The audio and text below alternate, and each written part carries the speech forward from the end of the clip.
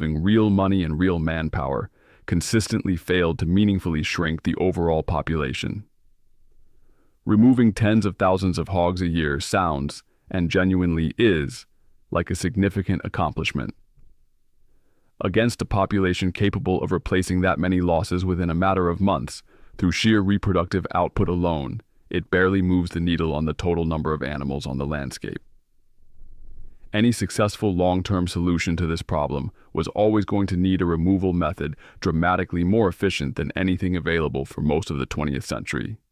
The smartest animal you've never trapped here is the piece of this puzzle that surprises most people encountering it for the first time.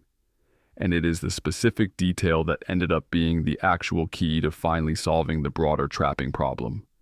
Feral hogs are, by most measures wildlife biologists use to assess animal cognition, genuinely intelligent, capable of rapid learning, and remarkably good at recognizing and avoiding threats they have previously encountered, including traps. This creates a genuinely counterproductive dynamic with traditional trapping methods. When a conventional trap catches only part of a sounder, the term wildlife biologists use for a family group of hogs, typically made up of one or more adult sows and their combined offspring. The hogs that escape do not simply forget the encounter. They learn from it, and more troublingly, they appear to pass that wariness along to the rest of their social group, becoming permanently and often irreversibly cautious around anything resembling the trap that caught their relatives. Wildlife researchers describe this phenomenon plainly as trap-shy behavior, and it has been documented as a serious, persistent obstacle to effective population control for as long as trapping has been used as a management tool. The practical consequence of this learning behavior is genuinely counterintuitive, and it is worth sitting with for a moment. A landowner using a conventional trap that only manages to catch a portion of a sounder is not simply achieving a partial, still useful success.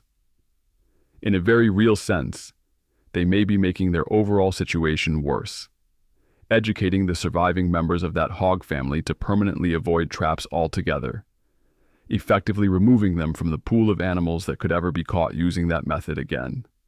Multiply that dynamic across years of well-intentioned, but only partially effective trapping efforts on properties throughout Texas, and you get a population that, region by region, becomes progressively harder to trap using conventional methods over time, precisely because those conventional methods keep training the smartest, most cautious individuals to survive and keep reproducing.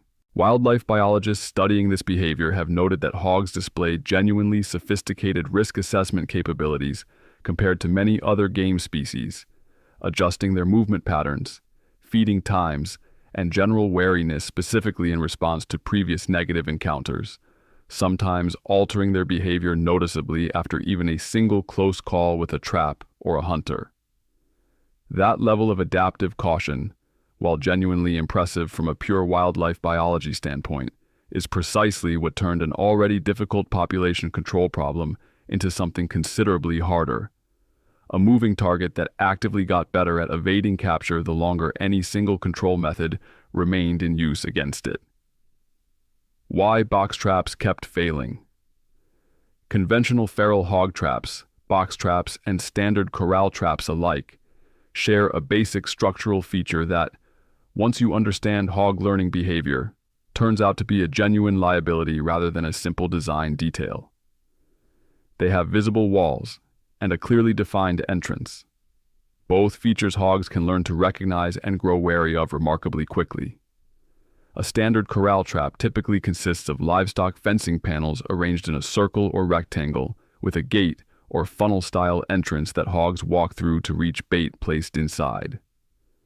The trap is generally triggered either by a simple mechanical tripwire or by a remote observer watching from a distance, closing the entrance once enough animals have entered. That basic design works reasonably well against naive hogs encountering a trap for the first time, but it depends entirely on getting the entire sounder inside simultaneously before triggering the gate.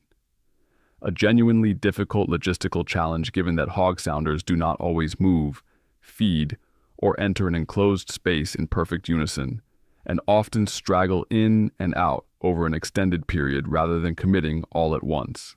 Research conducted on trapping effectiveness